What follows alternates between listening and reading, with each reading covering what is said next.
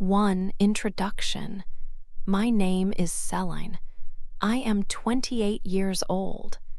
I live in a nice apartment in the city. It is not too big, but it is comfortable. I work as a graphic designer. This means I create pictures and designs for companies. I use computers and special programs. I like my job very much. It is creative, and I enjoy making new things. I wake up early, drink coffee, and go to my office. My days are usually busy, but I feel happy when I see my designs finished. My husband's name is John. He is 32 years old. John works as a marketing manager for a big company. He helps companies sell their products. His job is important, and he often works long hours. He is good at what he does. We met about 5 years ago. It was a sunny afternoon. I was sitting in a small cafe, drinking tea and reading a book. John came in and ordered coffee. He smiled at me. His smile was very warm, and I felt something special right away. We started to talk. Our conversation was easy and fun. We talked for a long time that day. After that first meeting, we started dating. We went to dinner, watched movies, and walked in the park. Every day with John felt good. He was kind and always made me laugh. He was very funny. He listened to me carefully. I felt very safe when I was with him. After 1 year, John asked me to marry him. It was a beautiful moment. He got down on one knee and held a small ring. I said yes immediately. I was so happy. Our wedding day was wonderful. It was a bright day, full of joy. Our family and friends were there. I wore a white dress. John looked very handsome in his suit. We promised to love each other forever. We danced and celebrated. I truly believed that our life together would be perfect. I thought our happiness would never end. We had big dreams for our future. I believed we would always be together, sharing everything. Our love felt strong, like it could last for all time. I felt like the luckiest woman in the world. This was the start of a life I thought was truly perfect and would continue happily forever. 2. A change at home. After 2 years of marriage, our home began to feel very different. John started to change. He became quiet, and a distance grew between us. He worked late almost every night. He always had many reasons for this. He spoke about important meetings, big projects, and new clients. I tried hard to believe him. I wanted to trust his words, but a part of me felt uneasy. I was pregnant during this time, and I needed John to be close to me more than ever. I needed his comfort, his support, and his presence. Every evening I cooked dinner, hoping he would come home early. I waited for him, but he always arrived late. When he finally walked through the door, he was often tired. Sometimes he seemed angry or simply withdrawn.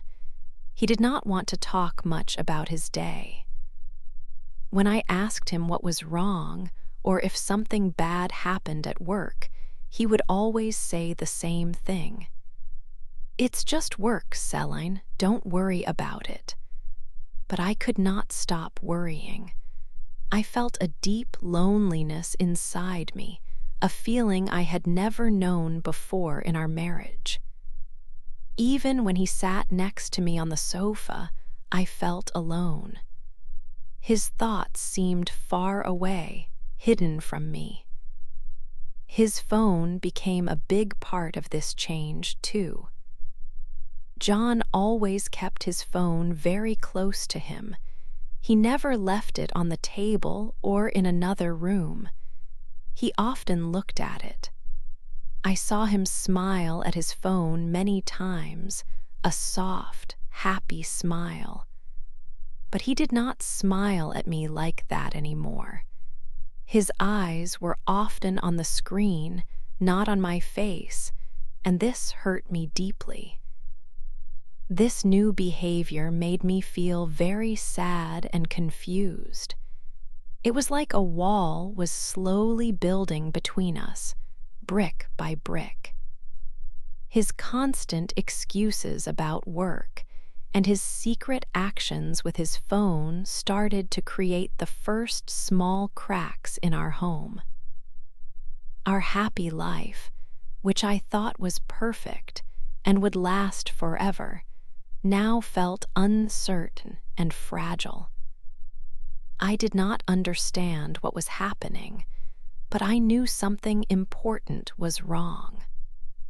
The joy we once shared was slowly fading, replaced by worry, silence, and a growing sense of fear. I spent many nights wondering what had changed and why John was no longer the man I married. The quiet evenings became longer, and my heart felt heavier with each passing day. I missed the laughter and easy conversations we used to have.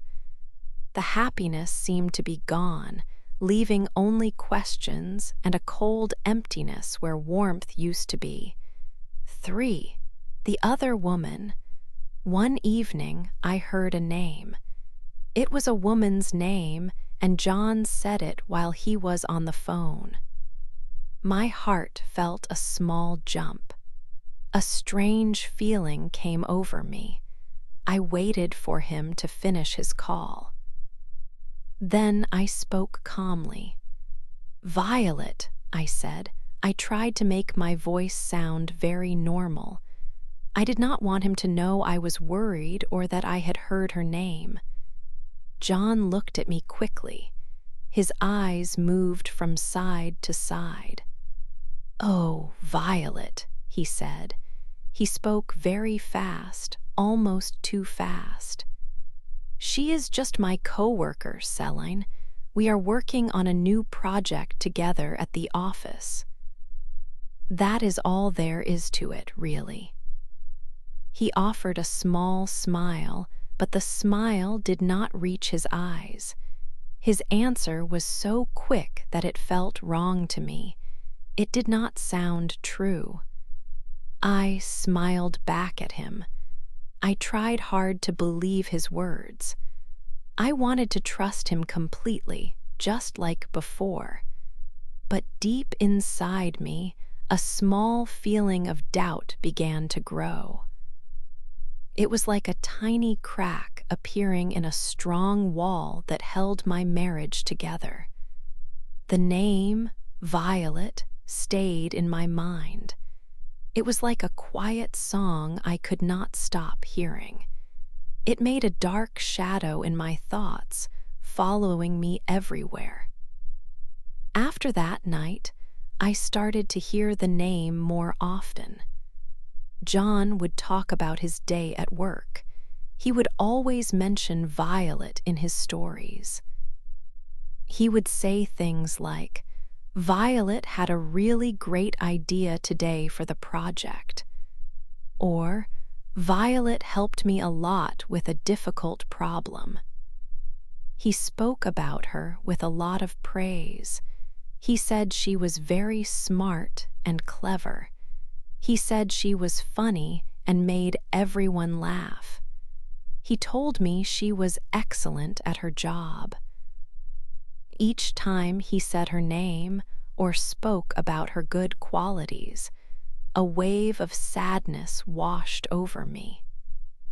It was a strange and painful feeling that settled in my chest. I remembered a time, not so long ago, when John used to speak about me like that. He used to say I was smart. He used to say I was funny. He used to praise my work and my ideas with the same warm words. Now he spoke about Violet in exactly the same way. This comparison hurt me deeply. My suspicion grew stronger every day. I tried to fight it off. I told myself again and again, he is just working. They are just co-workers. There is nothing to worry about. But my heart did not agree with my mind. My thoughts were full of questions that I could not answer. Why did he mention her so much? Why did he praise her so openly to me, his wife? Why did his words about her feel so personal and full of warmth? I felt a strong conflict inside me. One part of me wanted to close my eyes tightly and simply believe John, to trust everything he said. The other part saw all the small changes. It saw the new light in his eyes when he spoke her name. It saw the way he smiled slightly to himself when he thought about her. It was not the same loving smile he used to give me anymore. The distance between us that had started before felt bigger now, like a wide river. The name Violet had built a new, invisible wall between us. I spent many nights thinking, trying to understand what was really happening. I tried to push away all the bad thoughts and fears. But the more I tried, the more the name Violet stayed with me, a constant reminder of my growing fear. It felt like she was always there, even when she was not physically present. My once perfect life seemed to be slowly fading, replaced by a quiet worry that never left my side. 4. A sad lunch. One afternoon, I had an idea. I wanted to surprise John at his office. I hoped it would be a nice moment for us. I made his favorite sandwich and packed it with some fruit and a drink. I wore a simple dress.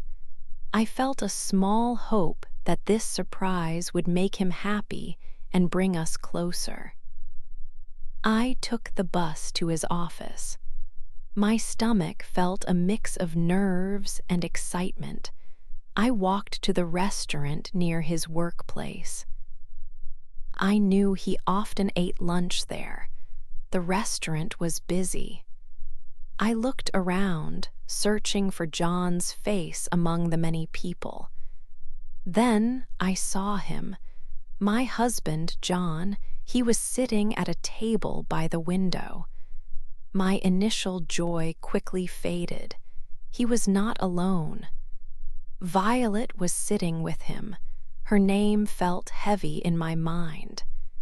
They were laughing together.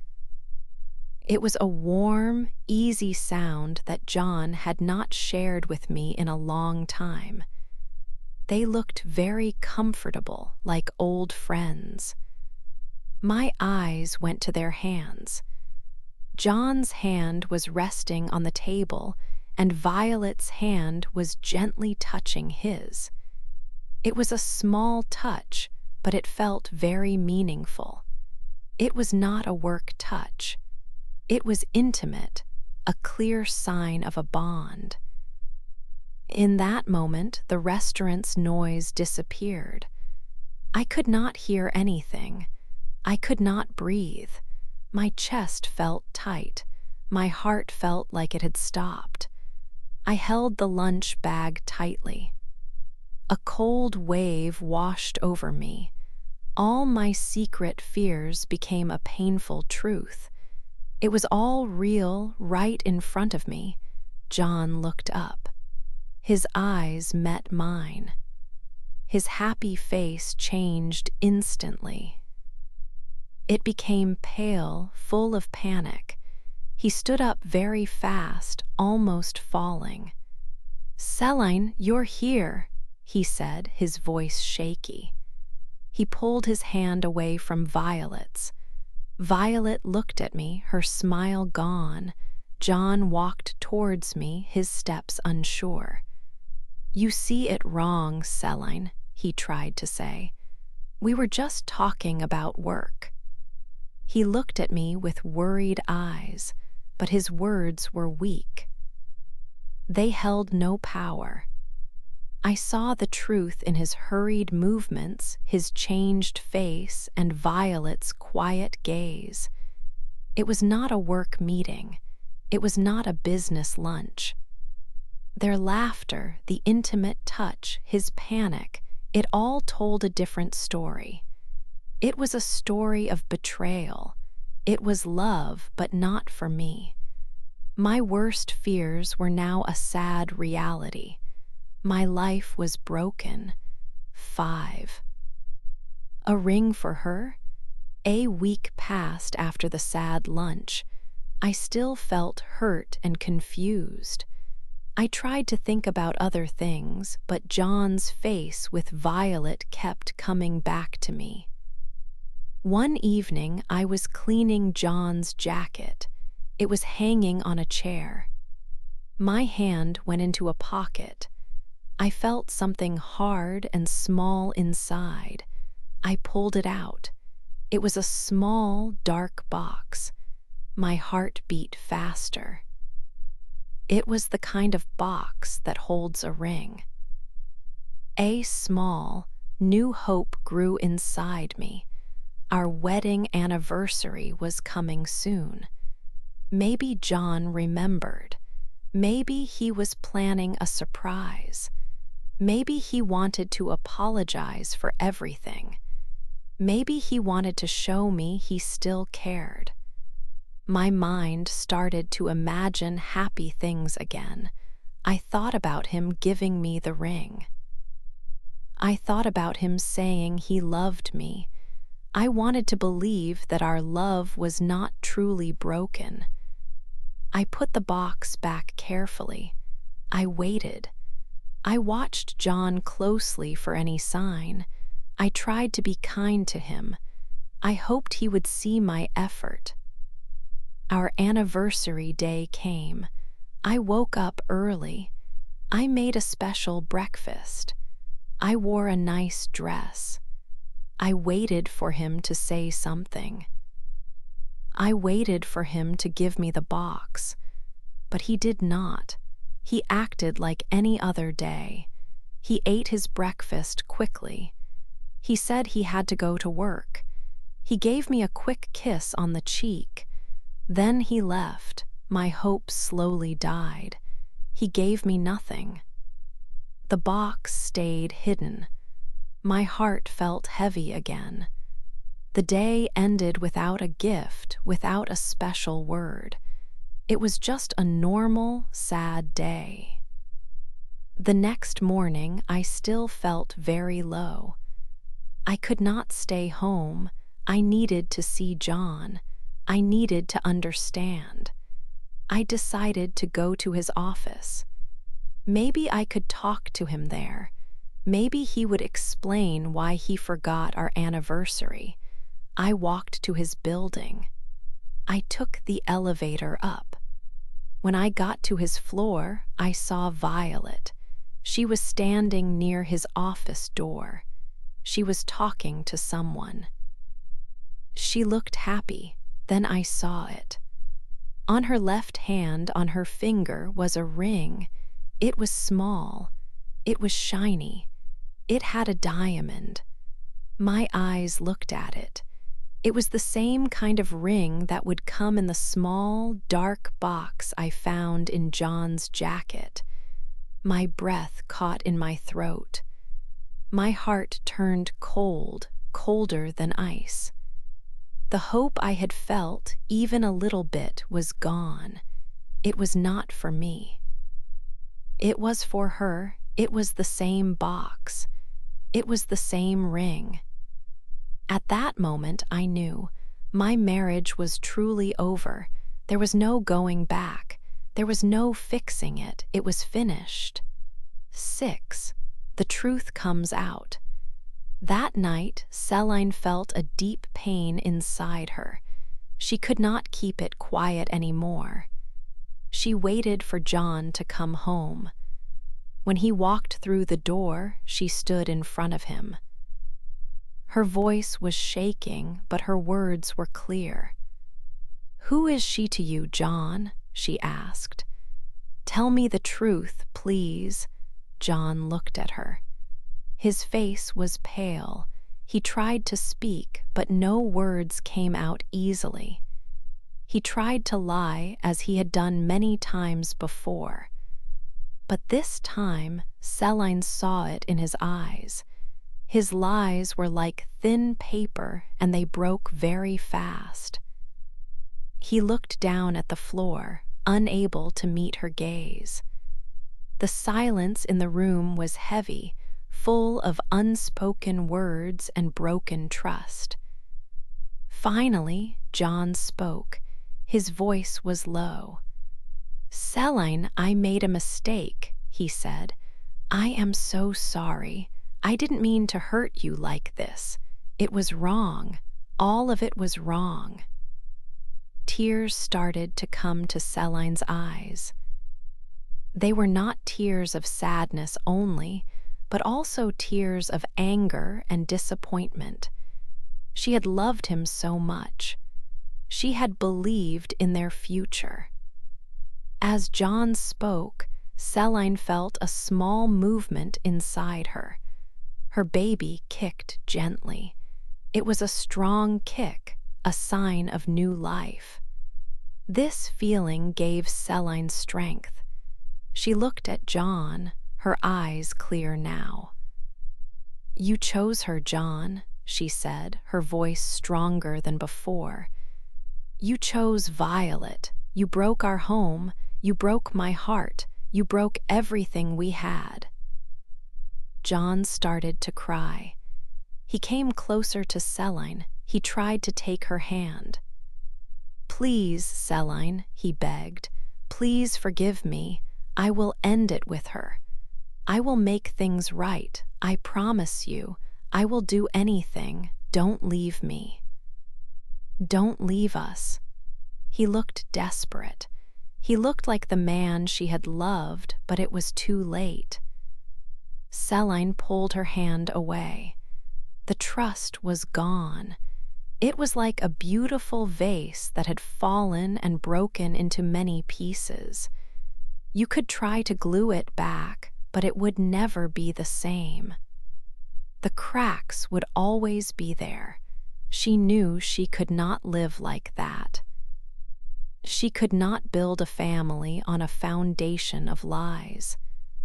"I cannot forgive you for this, John," Celine said. "Trust is important in love. Once it is broken, it is very hard to fix. Sometimes it cannot be fixed at all." She turned away from him. Her heart was heavy, but her mind was clear.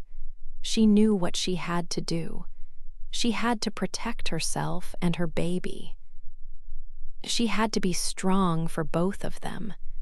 She walked to their bedroom. John followed her, still begging, still promising. But his words were like an old song she no longer wanted to hear. Celine opened her closet. She started to take out her clothes. She put them into a suitcase. One by one, she packed her things. Each item she placed in the bag felt like a step towards a new, unknown path. John stood in the doorway, watching her. His pleas slowly turned into quiet sobs. He knew then that she was serious. He knew that his lies had cost him everything. Celine closed her suitcase. It was not full, but it held enough for a new beginning. She looked at the apartment, the home they had built together. It was now just a place filled with sad memories. She took a deep breath. She did not look at John again. She picked up her suitcase. With slow, steady steps, she walked past him. She walked out of the apartment. She walked out of their life. The door closed quietly behind her, marking the end of one chapter and the start of another. She was leaving that night with her baby towards an uncertain future, but with a clear mind. 7. The last goodbye. After I left, John did not stop trying to get me back. He came to my new apartment many times. He stood at my door, knocking and calling my name. His voice was full of sadness. He cried a lot. He told me he made a big mistake. He said he loved me and only me. He promised he would change. He said Violet meant nothing to him. He asked me to forgive him and come home. It was hard to hear him. My heart still felt broken. I remembered the good times we had. I remembered our wedding day and all his kind words. But then I remembered Violet. I remembered the ring. I remembered his lies. I looked at my belly where our baby was growing. I had to be strong for both of us. I needed to protect myself and my child from more pain. John had broken my trust. Trust is like a beautiful glass. Once it breaks, you can put the pieces together, but you can always see the cracks. It is never the same. I knew I could not go back to him. A home built on lies is not a safe place. I needed a new life, a real life, for my baby and for myself. So I did not open the door. I listened to his sad words, but I stayed inside. It was one of the hardest things I ever did. I wanted to believe him. Part of me wanted to run into his arms and forget everything. But the stronger part of me knew that was not possible. One day he came again. This time he stood there for a long time. He did not knock. He just stood and looked at my door. I watched him through the window, hidden from his sight. His shoulders were low. His face was tired. He looked like a man who had lost everything. He waited for a long time, maybe hoping I would open the door. But I did not. Then, slowly, he turned around. He walked away from my door, down the path, and out of my life. That was our last goodbye. It was not a goodbye with words or hugs. It was a silent goodbye. My eyes filled with tears, but my heart felt a strange peace. It was a very sad moment, but I also felt sure that I was doing the right thing. I learned a very important lesson that day. Love needs honesty to grow. Without truth, love cannot be real.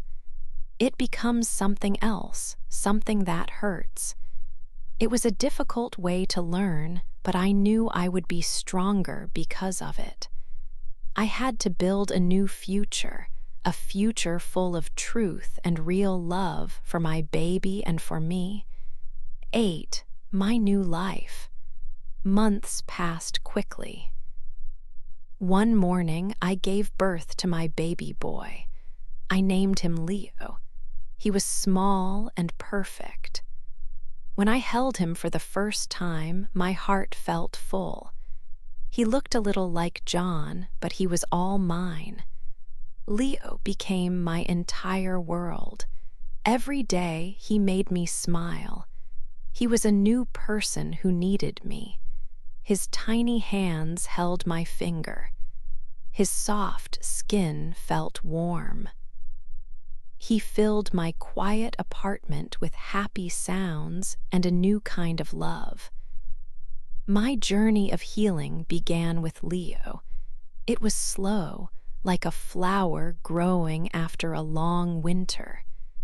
There were hard days, but Leo's laugh always made them better. I learned to be a mother and to care for myself at the same time. Slowly, I started to feel stronger. I went back to my job as a graphic designer. It felt good to create things again. Work gave me a purpose beyond being a mother. I found a good daycare for Leo, and I enjoyed my time at the office. I also spent time with old friends, and they helped me feel less alone. I was rebuilding my life piece by piece. I heard some news about John.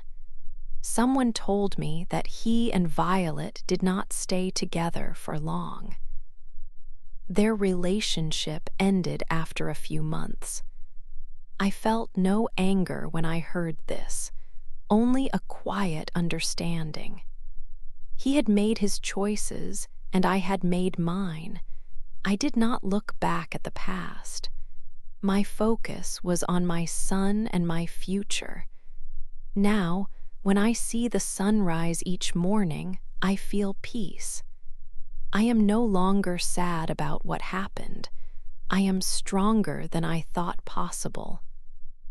Losing John felt like losing everything, but it helped me find myself. I learned that I could be happy alone. I could be a good mother. This was my new life. It was a good life, full of hope and love. My name is Celine, and this is my story of finding my own heart again.